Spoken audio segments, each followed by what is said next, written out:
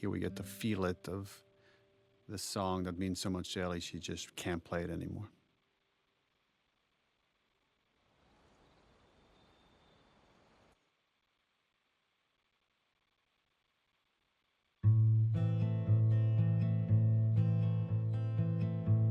Also interesting thinking about Joel's headspace right now, like just been humiliated by Ellie in front of everyone.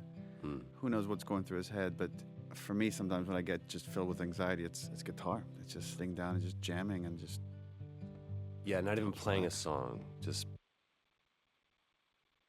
playing through something. And we've had this scene at different spots of the game until we finally landed. It's this final moment. Yeah, I think originally we were going to put it before the midpoint showdown of the game. Right. Oh, it plays so much better at the end. Yeah, no, It does. now you can't imagine it anywhere else once it's here. What are you drinking? Traded his soul for coffee. Where'd you get that? Those people that came through last week. I would do the I'm same. embarrassed as to what I had to trade. This is the most Ashley has ever pushed back on a scene. Wait, really? Which this was because originally it was written that they hug at the end of this scene.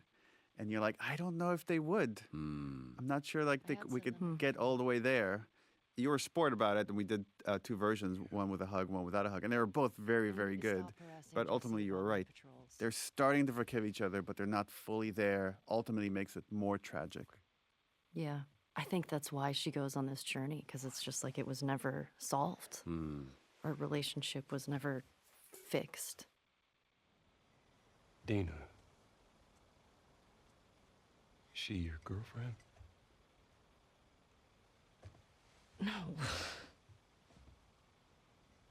No, that was just one kiss. It doesn't mean anything. I don't know why she did that. But you do like her.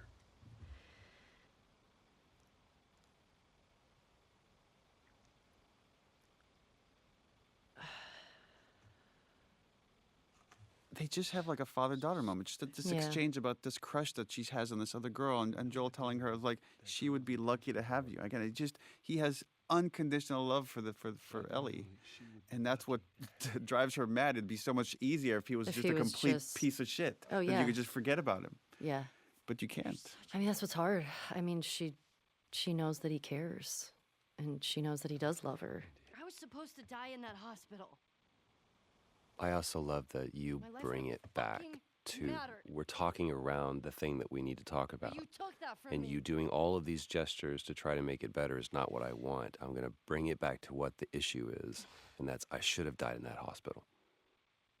I also love watching. When do you both decide to make eye contact? Oh, right. Interesting. And it's like right here for the watch at the end of this statement for emphasis. All eye contact. Because I am dead serious. I don't care the cost. I would do it all over again. Even if it means I lose you.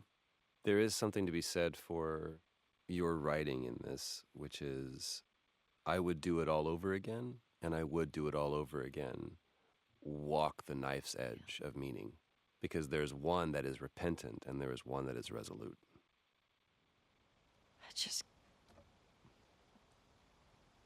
I don't think I can ever forgive you for that. Like this false moment. I can never forgive you for that. And he's ready to accept it. And then he's all of a sudden, but I'd like to try. And then I think the waterworks for everyone just start right here.